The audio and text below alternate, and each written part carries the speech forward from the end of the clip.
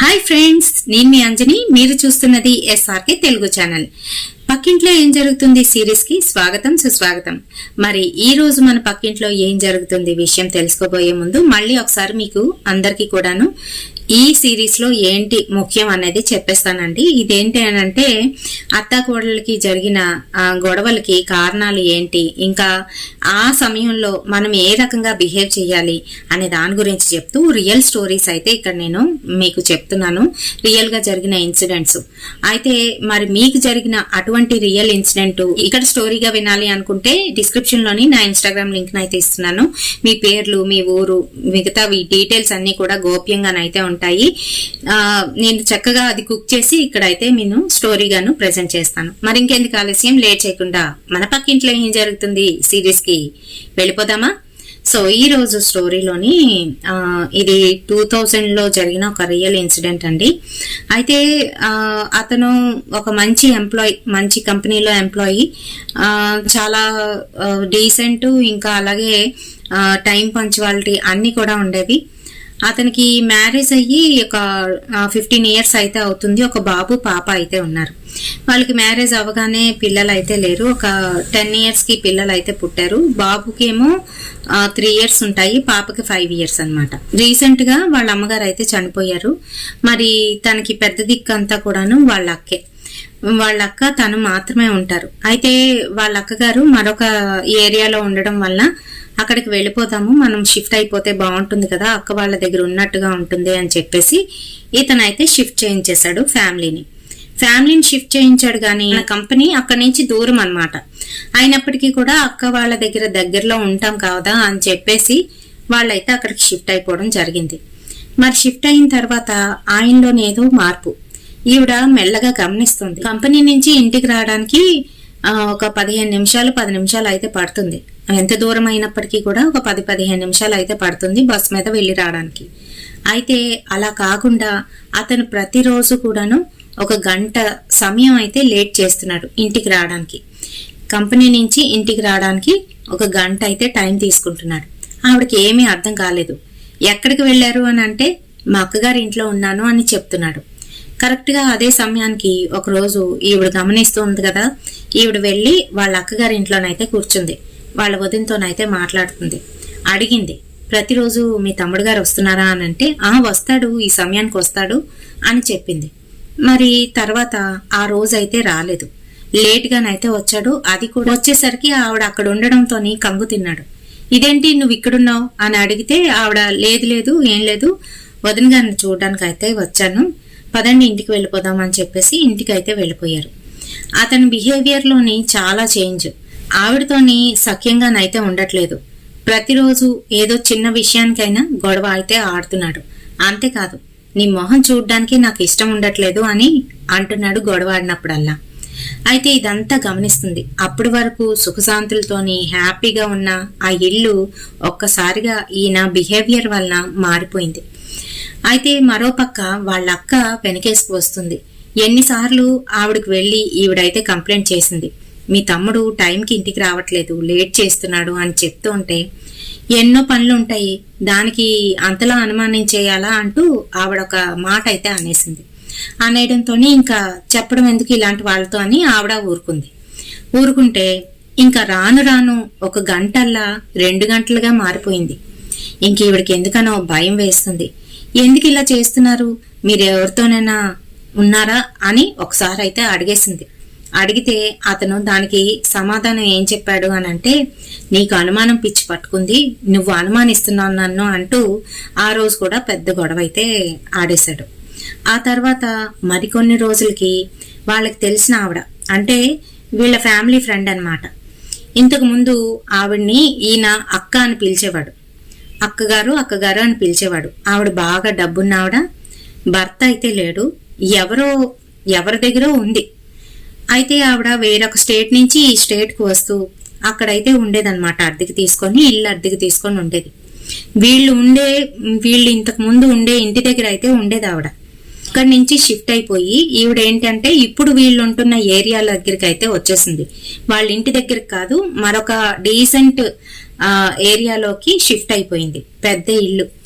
అయితే ఆవిడ వచ్చింది ఇలాగా కొత్త ఇల్లు తీసుకుంది, వాళ్ళ ఇంటికి వెళ్దామా అని చెప్పేసి భర్త అయితే అన్నాడు. సరే వెళ్దాము అంది. ఇద్దరు కలిసి వెళ్లారు వాళ్ళ ఇంటికి. వెళ్తే ఆవిడ సాదర ఆహ్వానం పలికింది ఇద్దరికి కూడాను. ఆయనకి స్పెషల్ ట్రీట్మెంట్ ఇస్తూ మీకోసం నేను ఇది తెచ్చాను అది తెచ్చాను అని ఇచ్చింది. ఈవిడికి ఏదో చిన్న చితక గిఫ్ట్లు అయితే ఇచ్చింది. చక్కగా మాట్లాడింది. మరి ఒక 2-3 వారాలు అయిన తర్వాత ఈయన వేరంగానే ఇంటికి వస్తున్నాడు. ఇంతకు ముందులాగా అస్సలు లేట్ చేయట్లేదు. ప్రతిరోజు వాళ్ళ అక్కాల ఇంటికి వెళ్తాను అని చెప్పి కంపెనీ నుంచి ఇంటికి రాగానే తన క్యారేజ్ బ్యాగ్ ఇంట్లో పడేసి టిప్ టాప్ గా రెడీ అయ్యి వాళ్ళ అక్కాల ఇంటికి అయితే వెళ్తున్నాడు. సో ఈవిడేమనుకుందానంటే వాళ్ళ అక్కాల ఇంటికి వెళ్తున్నాడులే అని చెప్పేసి ఊరుకుంది. కానీ ఆయన ఆఫీస్ నుంచి ఇంటికి వచ్చిన తర్వాత టిప్ టాప్ గా రెడీ అయిపోయి వెళ్తున్నాడు. అంతేకాకుండా ఇంటికి చాలా లేట్ గానైతే వస్తున్నాడు. 9 అయిపోతుంది, ఒక్కొక్కసారి 9:30, 10 కూడా అయిపోతుంది. ఏంటి మీ అక్కాల ఇంట్లో ఏం చేస్తున్నారు అని అంటే, సరదాగా మాట్లాడుకుంటున్నా నేను మా అక్కను. అది కూడా తప్పేనా? నీకు ప్రతిదీ అనుమానమే, ప్రతి విషయాన్ని కూడా అనుమానం కళ్ళతో చూస్తున్నావు కాబట్టి నీకు ఆ ఆలోచన అని మళ్ళీ అనుమానం ముద్ర అయితే వేశాడు ఆవిడ మీద. సరే ఇంకా ఆవిడేంటంటే వెక్స్ అయిపోయింది. ఇంకెందుకులే అని చెప్పి ఆవిడ పనులేవో ఆవిడ చూసుకోవడం మొదలు పెట్టింది. పూజ పునస్కారం, ఇంటిని శుభ్రం చేయడం, పిల్లల్ని జాగ్రత్తగా పెంచుకోవడం, ఇవన్నీ కూడాను. అయితే ఎదురింటి ఆవిడతోని బాగా క్లోజ్ గానైతే ఉండేది ఈవిడ.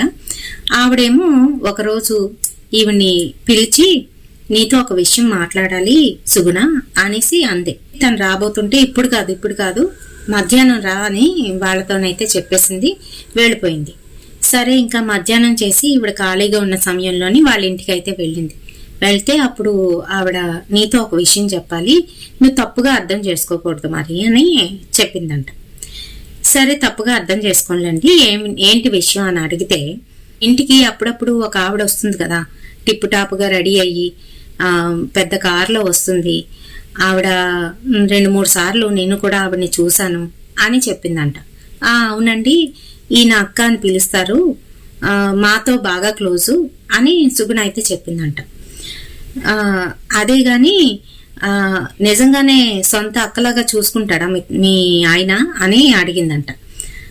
అవునండి, ఎప్పటి నుంచో తెలుసు అని చెప్తే, అలా కాదు సుగుణ, నువ్వు అర్థం చేసుకో, నువ్వెక్కాల్సిన బండి మీద ఆవిడైతే కనిపించింది. ఇని మా ఆయన షాపింగ్కి వెళ్ళినప్పుడు వాళ్ళిద్దరూ చట్టాపట్టాలు వేసుకొని అదే షాపింగ్ వైపు అయితే వచ్చారు. మమ్మల్ని చూడగానే కంగు తిని మీ ఆయన దూరంగానైతే వెళ్ళిపోయాడు. ఆవిడేదో షాపింగ్ చేసుకుంది. ఆ తర్వాత మళ్ళీ అదే బండి మీద అతని ఇలా పట్టుకొని ఆవిడైతే ఎక్కి కూర్చుంది దర్జాగాను. అదేదో నాకు తేడాగా అనిపించింది సుగుణ, ఒకసారి చూసుకో, నీకు 2 పిల్లలు ఉన్నారు కదా, అలా ఎలా వదిలేస్తావు నీ భర్తని అనేసరికి సుగుణకి ఓ పక్క కోపం వచ్చింది, మరో పక్క బాధ, భయం కూడా వేస్తుంది. అలానే ఉంటుంది కదండి ఎవరి ఆలోచన అయినాను ఆడవాళ్ళు. అయితే ఓ పక్కన బాధ కూడా అనిపిస్తుంది. ఎందుకనంటే అందరి ముందు పరుగు పోతుంది, చాచా ఇంత దారుణానికి ఒడిగట్టాడా మా ఆయన అని బాధపడుతుంది. మరో పక్క మా ఆయన ఏమి అలా కాదండి, ఆవిడ నిజంగానే అక్కలాంటిదాయి, పెద్ద ఆవిడ ఒక 2-3 సంవత్సరాలు పెద్ద ఉంటుంది అని మామూలుగానైతే చెప్పిందంట సుగుణ. చెప్పేసరికి ఆ పెద్ద ఆవిడేమో అలా కాదమ్మా, నేను నీకు అక్క పొజిషన్ లో ఉండి చెప్తున్నాను, నువ్వు నన్ను తప్పుగా అర్థం చేసుకున్నా పర్వాలేదు, కానీ నీ జీవితం బాగుపడాలని ఈ విధంగానైతే చెప్తున్నాను, జాగ్రత్త అని చెప్పి పంపించేసిందంట. మరి అక్కడితోని ఈ సుగుణ అబ్జర్వ్ చేయడం అయితే మొదలు పెట్టింది. ఎక్కడికి వెళ్తున్నారు, ఏం చేస్తున్నారు, ఎందుకు సాయంత్రం అవ్వగానే ఇంటికి వచ్చేయండి, పిల్లలతోని గడపొచ్చు కదా, నాతోనే ఉండొచ్చు కదా అని చెప్పేసి. ఇంకా అలానే ఇద్దరికి మెల్లగా గొడవలు అయితే స్టార్ట్ అయ్యాయి. ఇంకా అక్కడికి వచ్చినా కూడాను భార్య వలన ఆయనకి ఆవిడకి కలవడానికి కుదరట్లేదు అని చెప్పేసి ఆవిడ మళ్ళీ ఇంకొక ఏరియాకి అయితే షిఫ్ట్ అయిపోయింది. ఈసారి ఆవిడ ఎక్కడికి వెళ్ళిందో ఎవరికీ తెలీదు అన్నట్టుగానైతే చేశారు. ఆ మధ్యలోని వాళ్ళ అక్క కూడా ఇన్క్లూడ్ అయ్యి ఉంది. అంటే వాళ్ళిద్దరూ అలా తిరుగుతున్నారనే సంగతి జగన్నాథ్ వాళ్ళ అక్కగారికి కూడా తెలుసు. అయినప్పటికీ కూడా ఆవిడ ఆ విషయాన్ని గోప్యంగా ఉంచి, ఎందుకనంటే అవతల ఆవిడ ఎవరైతే ఉందో అది అన్ని కూడాను ఇస్తుందన్నమాట, గిఫ్ట్లన్నీ కూడా ఇస్తుంది, ఏవేవో ఇస్తుంది, మేవాలు పెడుతుంది బాగాను. ఆ పెట్టడంతోని ఈవిడ కూడా నోరు మూసుకొని అయితే ఉందన్నమాట. అలాంటి పొజిషన్ లో ఉండి అక్క అయ్యుండి నీతి చెప్పకుండా, న్యాయం చెప్పకుండా అక్కగారి పొజిషన్ లో ఉండి ఆవిడ చేసిన ఘనకార్యం ఇదనమాట. వీళ్ళిద్దరి భాగోతాన్ని కప్పిపుచ్చి ఉంచింది. ఇలా చేయడంతోని మొత్తం అంతా కూడాను ఈవిడికైతే, సుగుణ గారికి అయితే తెలిసిపోయింది విషయం. ఎలా తెలిసింది అనేది నెక్స్ట్ వీడియోలోనైతే చెప్పుకుందాము. మరి ఈ వీడియో లెంది అయిపోతుందని ఇక్కడితోనైతే ఆపేస్తున్నాను. మరి ఈ స్టోరీస్ మీకు ఎలా అనిపిస్తున్నాయి అనేది నాకు కామెంట్ సెక్షన్ లోనైతే కామెంట్ చేయండి. మీకు జరిగిన రియల్ ఇన్సిడెంట్ ని నాకు గనక మన ఇన్స్టాగ్రామ్ ద్వారా మీరు మెసేజ్ చేసినట్లయితే నేను వాటిని చక్కగా కుక్ చేసి ఇక్కడైతే ప్రజెంట్ చేస్తాను. ఆడవాళ్ళ విషయాల్లోని చాలా దారుణాలు అయితే జరుగుతూ ఉంటాయండి. ఇలాంటివి జరిగినప్పుడు ఏ విధంగా మనం ట్యాకిల్ చేయాలి అనేది ముందుగానే మనం తెలుసుకోవాలి. మనం బాధపడుతూ వెనక్కి వెళ్ళామంటే, వెనకడుగు వేసామంటే మన జీవితం నాశనం అయిపోతుంది. అవతల వాళ్ళు హ్యాపీగానైతే ఉంటారు. అయితే ఈ స్టోరీలోని ఎండింగ్ లోని ఆవిడ ఏం చేసింది అనేది రేపటి వీడియోలోనైతే చెప్తాను. రేపటి వీడియోతోని మళ్ళీ కలుద్దాం. Until then bye bye.